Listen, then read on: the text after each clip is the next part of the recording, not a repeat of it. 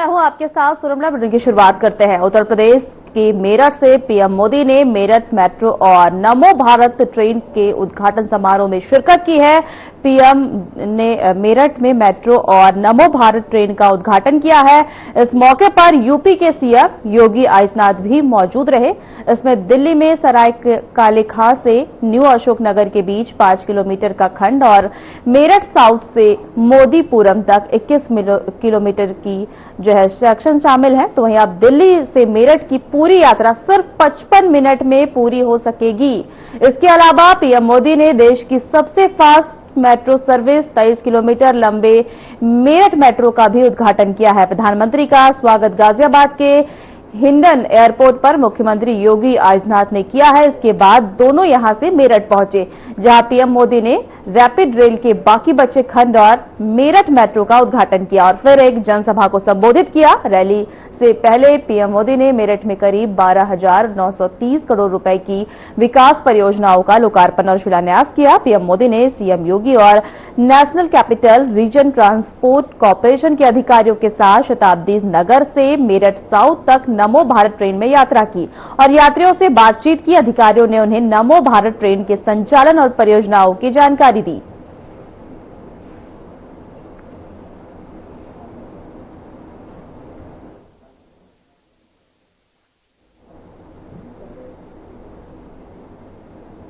उत्तर प्रदेश के मेरठ से पीएम मोदी ने मेरठ मेट्रो और नमो भारत ट्रेन के उद्घाटन समारोह में शिरकत की। पीएम ने मेरठ मेट्रो और नमो भारत ट्रेन का उद्घाटन किया। इस मौके पर यूपी के सीएम योगी आदित्यनाथ भी मौजूद रहे।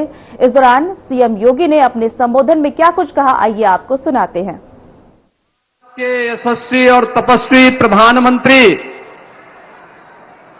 आदरणीय श्री नरेंद्र मोदी जी का हृदय से स्वागत करता हूं, अभिनंदन करता हूं।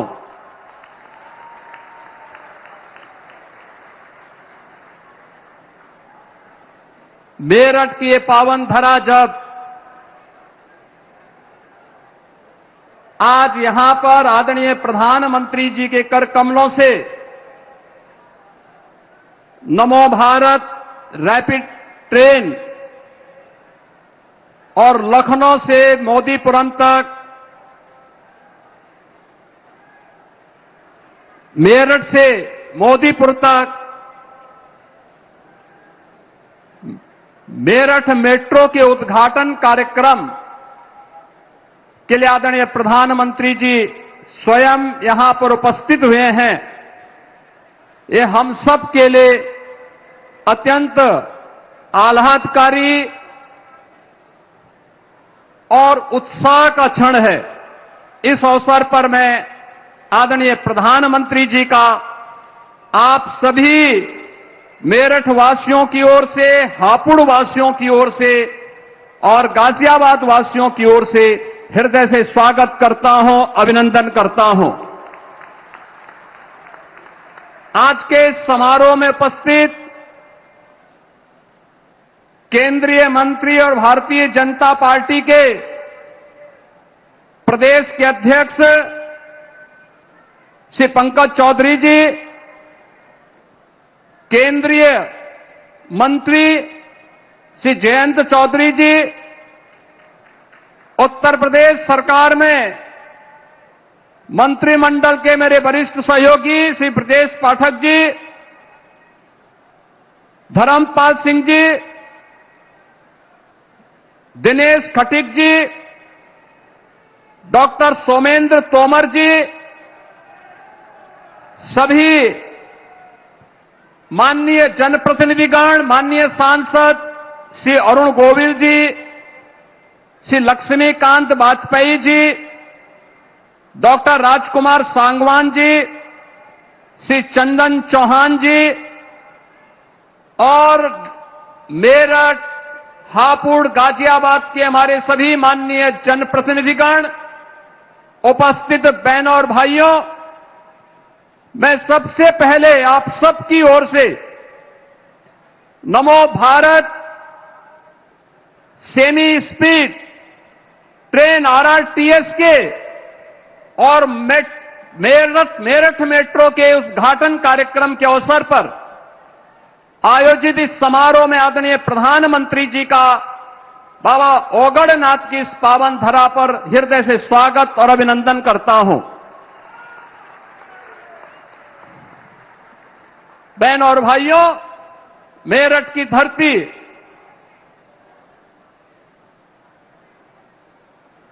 यह भारत की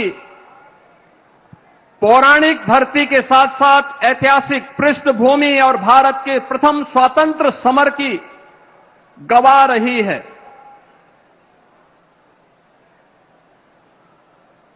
क्रांति नायक धन सिंह गुर्जर, राव कदम सिंह, क्रांतिकारी शाहमल और क्रांतिकारी माता दीन वाल्मीकि इसी धरा से भारत के प्रथम स्वतंत्रता संग्राम का आह्वान करते हुए भारत की आजादी को एक नई ऊंचाई तक पहुंचाने के लिए उसका शंखनाद किए थे। आदरणीय प्रधानमंत्री जी का आज एक बार फिर से एक बड़ी सौगात के साथ नमो भारत सेमी स्पीड इस रैपिड रेल को उद्घाटन करने के साथ साथ ये अपने आप में एक मॉडल है कि मेरठ को इस नमो भारत ट्रेन के साथ मेट्रो की भी एक नई उपहार होली के ठीक पूर्व आदरणीय प्रधानमंत्री जी के द्वारा आज यहां प्रदान किया जा रहा है। यह उपहार विकसित भारत की उस नींव को सुदृढ़ करने का एक नया माध्यम हम सबके सामने है, जिसमें अत्याधुनिक इंफ्रास्ट्रक्चर में के माध्यम से भारत की ताकत दिखती है। आप याद करिए, आज से 10 साल 11 साल पहले मेरठ से दिल्ली की दूरी अपने आप में एक चुनौती होती थी। 4 से 5 घंटे में तय करने में मशक्कत करनी पड़ती थी। लोग दिल्ली दूर मान करके थक हार करके बैठ जाते थे कि जाम में फंसना पड़ेगा, लेकिन आज 12 लेन का हाईवे एक्सप्रेस हाईवे के साथ दिल्ली से मेरठ जुड़ा है। समय दिल्ली पहुंचने में कुल 45 से 50 मिनट। और बहन और भाइयों, आज आदरणीय प्रधानमंत्री जी ने जो नया उपहार दिया है, या नमो भारत रैपिड रेल का और मेरठ मेट्रो का, यह अपने आप में इस दूरी को और भी नजदीक करने का कार्य कर रहा है। और इसी कार्यक्रम की दृष्टि से आज न केवल इंफ्रास्ट्रक्चर के रूप में नमो भारत, इस साथ साथ वंदे भारत ने एक सिटी से दूसरी सिटी को जोड़ने का जो कार्य किया, अमृत भारत के माध्यम से अत्याधुनिक, सुरक्षित और तेज पब्लिक ट्रांसपोर्ट की सेवाएं आज भारत की एक नई पहचान बन रही है। आपने कल देखा होगा, कल ही आदरणीय प्रधानमंत्री जी ने गौतम बुद्ध नगर जनपद में सेमीकंडक्टर के एक नए प्लांट की आधारशिला का शुभारंभ किया है।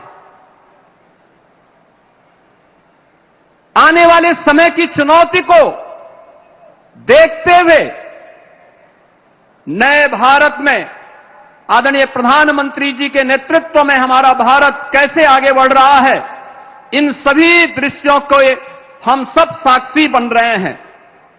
आपने अभी कुछ दिन यानी कल सायंकाल 4 दिनों तक दिल्ली के अंदर उत्तर प्रदेश के मेरठ से पीएम मोदी ने मेरठ मेट्रो और नमो भारत ट्रेन के उद्घाटन समारोह में शिरकत की है। पीएम ने मेरठ मेट्रो और नमो भारत ट्रेन का उद्घाटन किया है। इस मौके पर यूपी के सीएम योगी आदित्यनाथ भी मौजूद रहे। इस दौरान प्रधानमंत्री नरेंद्र मोदी ने अपने संबोधन में क्या कुछ कहा, आइए आपको सुनाते हैं।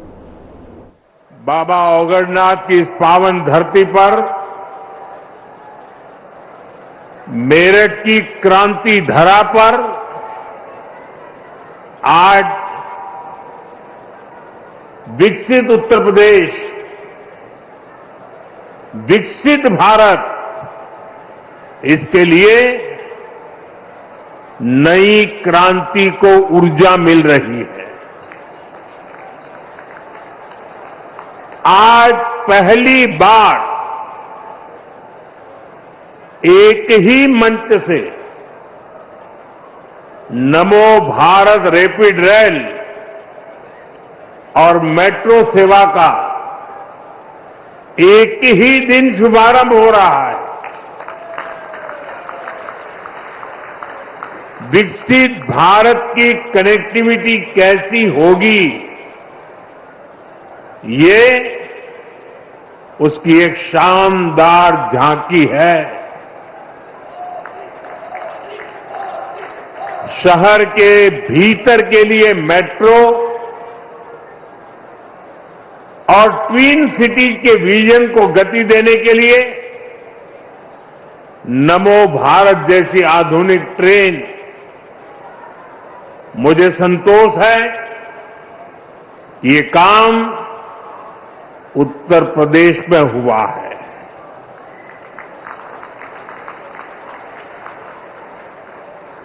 भाइयों और बहनों,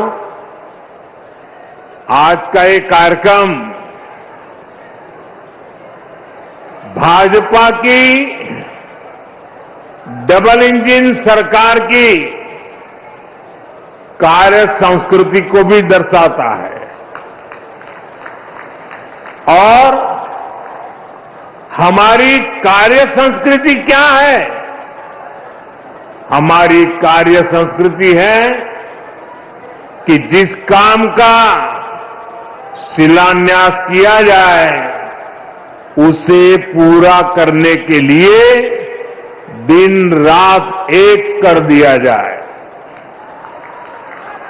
और इसलिए अब परियोजनाएं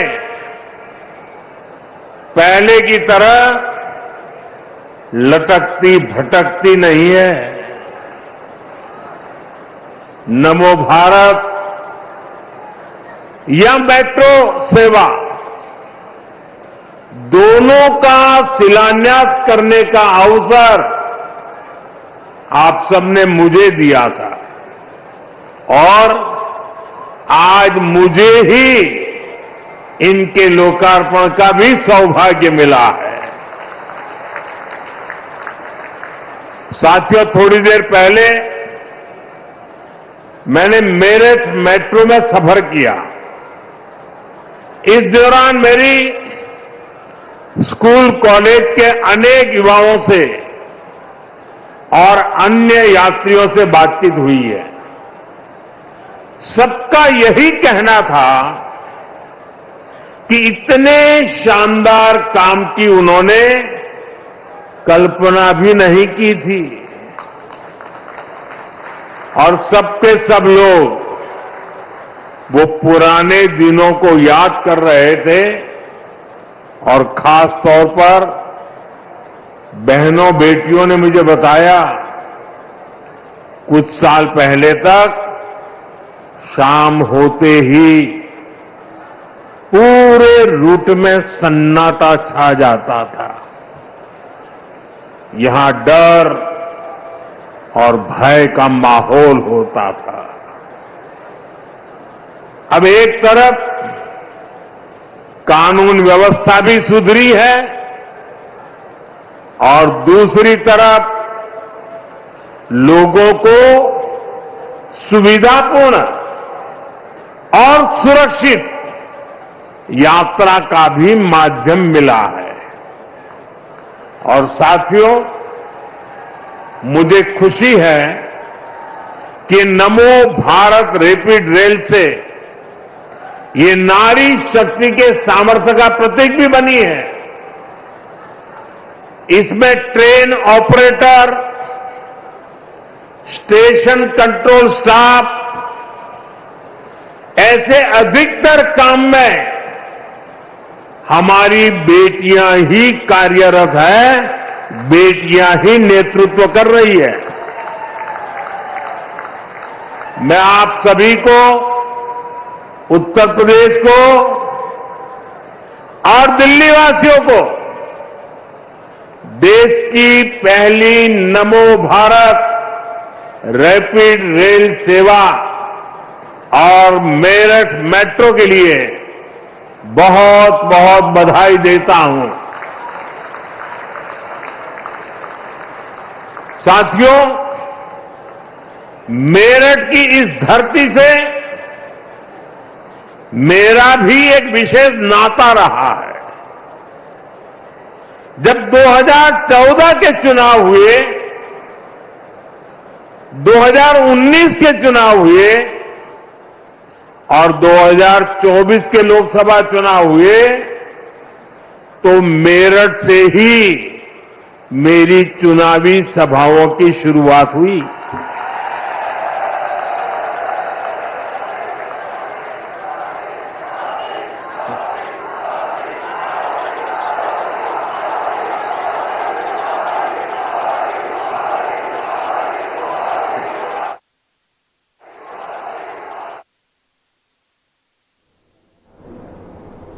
लखनऊ में समाजवादी पार्टी के राष्ट्रीय अध्यक्ष अखिलेश यादव ने प्रेस कॉन्फ्रेंस की। उन्होंने क्या कुछ कहा, आइए आपको सुनाते हैं।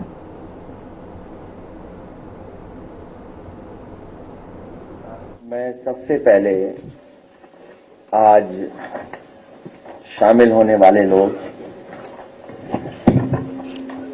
मुनिदेव शर्मा जी, राहुल सिंह जी, भोपाल सिंह जी, लक्ष्मी अग्रवाल जी, करण सिंह जी, रामलाल वाल्मीकि जी, शेखर सैनी साहब, दीपक चौधरी जी, प्रशांत मौर्य जी, वरुण सिंह जी, शुभम चौधरी जी के साथ साथ बड़ी संख्या में राजकुमार भाटी जी, जिन साथियों को आज पार्टी में शामिल कर रहे हैं, डिजिटल वर्ल्ड और उस प्लेटफॉर्म में बहुत ही लोकप्रिय नवीन शर्मा जी, रवि बैसला जी, बीरेन्द्र सिंह जी, महेश नागर जी के साथ साथ बड़ी संख्या में और लोग भी शामिल कर रहे हैं। मैं उन सब का बहुत बहुत धन्यवाद और आभार प्रकट करना चाहता हूं। जैसे जैसे पीड़ा बढ़ रही है, पीड़े बढ़ता चला जा रहा है, पीड़े का आंदोलन बढ़ता चला जा रहा है और इस पीड़े के आंदोलन में जुड़ने वाले लोगों को लगातार समाजवादी पार्टी की कोशिश होगी कि ज्यादा से ज्यादा लोगों को जोड़ें। हमें खुशी इस बात की कि बड़ी संख्या में आज समाजवादी पार्टी में शामिल हुए लोग, मैं उन्हें भरोसा दिलाता हूं कि जो समाजवादी आंदोलन है लोकतंत्र को बचाने के लिए, समाज में समाजवादी व्यवस्था लाने के लिए और हमारे समाज का जो सेक्युलर फैब्रिक है उसको बचाने के लिए हम सब एकजुट होकर के इस उत्तर प्रदेश को आगे बढ़ाने का काम करेंगे। धन्यवाद। मैं अपने लीडर ऑफ अपोजिशन, उन्होंने जो कहा उससे अपने आप को जोड़ता हूं। मैं रोबोट तो है ही वो, लेकिन वो दिखता कैसा है?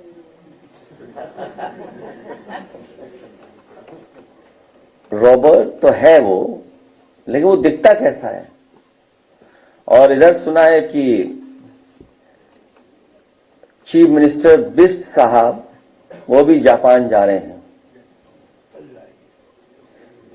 आज से 10, 15, 20 साल पहले भी जापान का भी एक डॉग बड़ा फेमस हुआ था, मैं नाम भूल रहा हूं उसका। कोई चैट जीपीटी पे देखिए और बताइए कि क्या था। एक इलेक्ट्रॉनिक डॉग बोलते थे, क्या बोलते थे?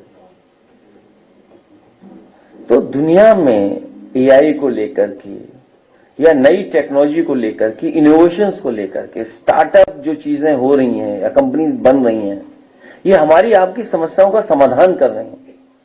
जितनी नई समस्याएं होंगी उतने समाधान के लिए हमें कोई न कोई रास्ता निकालना पड़ेगा।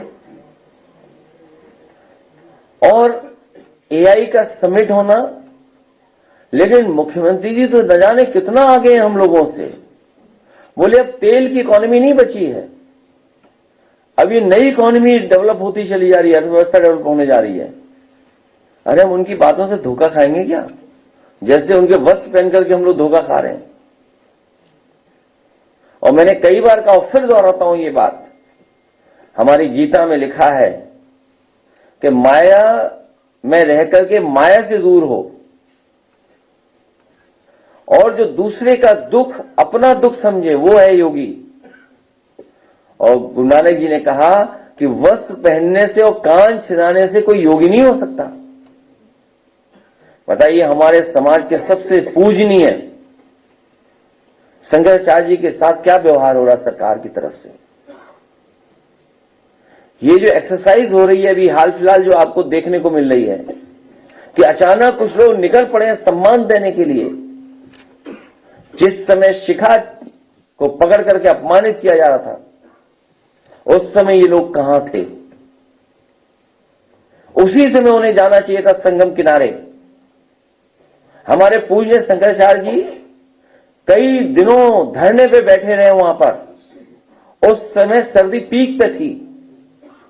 अब तक की जो हमारी पूरा इतिहास जो है, पौराणिक व्यवस्था है, सनातनी व्यवस्था में कहीं किसी शंकराचार्य को गंगा स्नान से रोका नहीं गया होगा। लेकिन ये पहली बार हुआ है सरकार में कि उन्हें स्नान करने से भी रोका गया। जो हमारी आध्यात्म की, हमारे सनातन धर्म की त्रिवेणी है। और अब तो ये सरकार एक कदम आगे निकल गई है। ये लगता है कभी अंधेरे में या रात में फिल्म देखते हैं 20 साल बाद। हर बात इनको 20 साल बाद पता लगती है। हमारा जो एक पैनलिस्ट था, उसकी 20 साल पुरानी घटना शंकराचार्य जी को बताओ अपमानित करने के लिए कहां से ढूंढ के लाए, किसको ढूंढ के लाए?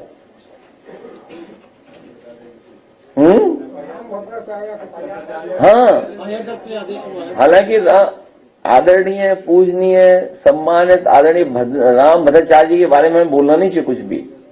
लेकिन अगर उनका चेला है ये, अगर उनका ये चेला है तो मुझसे गलती हुई है। हमने कभी आदरणीय पूजनीय रामभद्राचार्य जी पर 420 का मुकदमा था, वो वापस लिया था।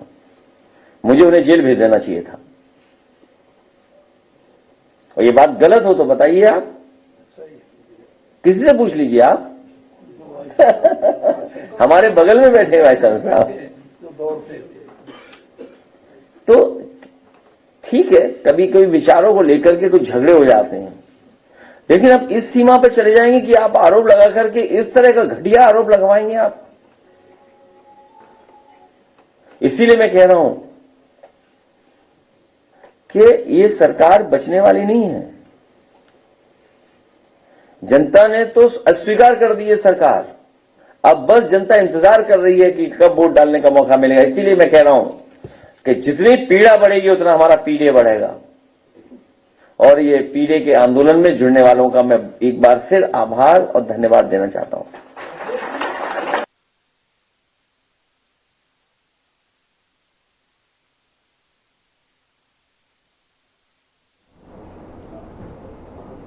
फिलहाल हमारे खास बुलेटिन में इतना ही। नमस्कार।